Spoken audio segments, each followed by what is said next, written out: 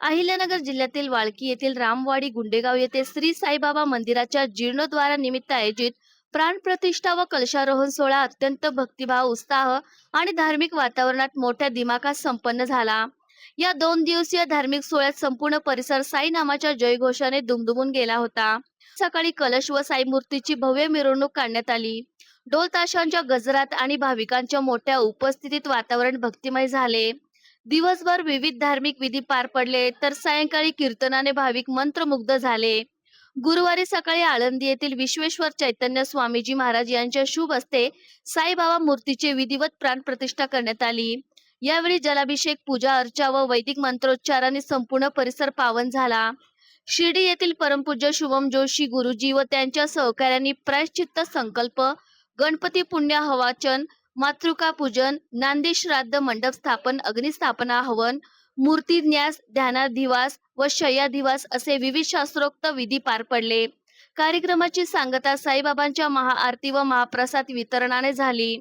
या सोहळ्यास राजस्थान जयपूर येथील लहरी बाबा महाराज, जिल्हा परिषद सदस्य बाळासाहेब हराळ, सरपंच संजय कोतकर, उपसरपंच सुनील भापकर यांच्यासह अनेक मान्यवर व भाविक ग्रामस्थ मोठ्या संख्येने उपस्थित होते। दरम्यान महाराष्ट्राचे मुख्यमंत्री देवेंद्र फडणवीस, उपमुख्यमंत्री एकनाथ शिंदे तसेच पालकमंत्री राधाकृष्ण विखे पाटील आणि ग्रामविकास मंत्री जयकुमार गोरे यांनी या सोहळ्यास शुभेच्छा देत पाठवून ग्रामस्थांचे अभिनंदन केले। मुख्यमंत्री फडणवीस यांनी साईबाबांच्या सबका मालिक एक या संदेशातून समाजात एकता, शांती आणि समतेचा विचार रुजतो असे नमूद केले। तर उपमुख्यमंत्री शिंदे यांनी ग्रामस्थांच्या एकजुटीचे व सामाजिक बांधिलकीचे विशेष कौतुक केले। ग्रामस्थांच्या श्रद्धा, भक्ती आणि एकोप्यामुळेच हा भव्य सोहळा यशस्वी झाल्याचे मत विश्वेश्वर चैतन्य स्वामीजी महाराज यांनी व्यक्त केले। रामवाडी परिसरात साई कृपेने विकास व समृद्धी नांदेल असा विश्वासही त्यांनी व्यक्त केला। साई भक्त महेश भापकर यांनी विशेष परिश्रम घेऊन मंदिर उभारणीसाठी योगदान दिले आहे। या संपूर्ण सोहळ्याचे उत्कृष्ट नियोजन रामवाडी साईबाबा मंदिर जीर्णोद्धार समितीच्या वतीने करण्यात आले। परमपूज्य प्रातस्मरणीय सत्य शिर्डी साईबाबा यांची अनंत अनुकंपा आहे की या ठिकाणी ज्या यजमानांनी बाबा या ठिकाणी शिर्डी साईबाबांच्या या ठिकाणी विग्रहाची स्थापना केलेली आहे आणि या ठिकाणी संपूर्ण गुंडेगाव जो परिसर आहे सुख, समृद्धी, ऐश्वर्य आणि अनंत या ठिकाणी त्यांना जे स्वर्गामध्ये अनुभवत आहे अशा प्रकारचा अनुभव व्हावा हीच या ठिकाणी शिर्डी बाबा साईबाबांच्या चरणी प्रार्थना आहे। आपल्या सर्व या ठिकाणी शिर्डी भक्तांच्या या ठिकाणी दीर्घायू, सुस्वस्थता, ऐश्वर्य, सुख समृद्धीची कामना करतो। एवढेच बोलून आम्ही आमच्या या ठिकाणी वाणीला विराम करतो। साक्षात परब्रह्मा तस्मै श्री गुरवे नमः।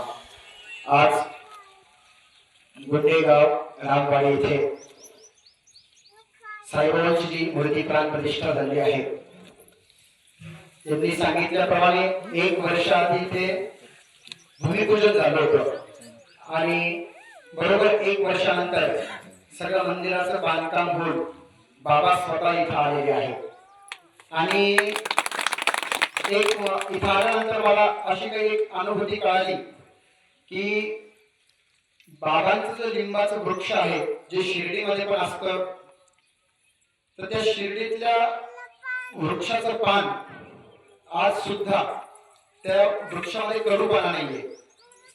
किती तुम्ही भाजीसारखा तो पाला खाऊ शकता। त्याचप्रमाणे इथले जे काही पूर्वज होते त्यांनी बाबांची खूप सेवा केली आणि त्या सेवेचं एक पुण्याई म्हणा किंवा एक ताकद म्हणा ती त्या झाडामध्ये उतरली आणि इथल्याही लिंबाचा पाला कडवट लागत नाही। म्हणजे साक्षात बाबांना ते यायचं होतं इथे, म्हणून ते इथे हे सगळ्या गोष्टी ऑटोमॅटिक होत गेल्या। आज बाबांची प्राणप्रतिष्ठा इथे झाली। ज्यावेळेस मला हे बोलले की आपल्याला प्राणप्रतिष्ठा करायची, खूप वेळा आम्हाला विविध राज्यातून वगैरे कडनं प्राणप्रतिष्ठेचं आमंत्रण येत असतं, पण प्रत्येक ठिकाणी आमचं जाणं होत नाही आणि यांनी म्हणावं काय आणि आम्ही लगेच हो म्हणावं काय, ते सगळं योगायोग असतो। समाजावर आमची भेट झाली होती, समाजावर कायम ते येत असतात ज्यावेळेस आम्ही समाजावर असतो। बाबांचे जे आशीर्वाद तुमच्या ग्रामस्थांना भेटलेले आहे आणि बाबा इथे आलेले आहे, तर बाबांच्या चरणी एक अशी विनंती करतो की अशीच उत्तरोत्तर तुमच्या गावाची, तुमच्या सगळ्या समाजाची प्रगती होत जावो, धनधान्य तुमच्यावरती भरपूर महालक्ष्मीचा आशीर्वाद तुमच्यावर असावं आणि तुम्हा सर्वांना एकच सांगू की आज जे बाबांच्या इथे जे सेवा करतात आणि बाबाची अनुभूती ज्यांनी घेतलेली आहे ते त्यांना बोलवण्याची गरज पडत नाही.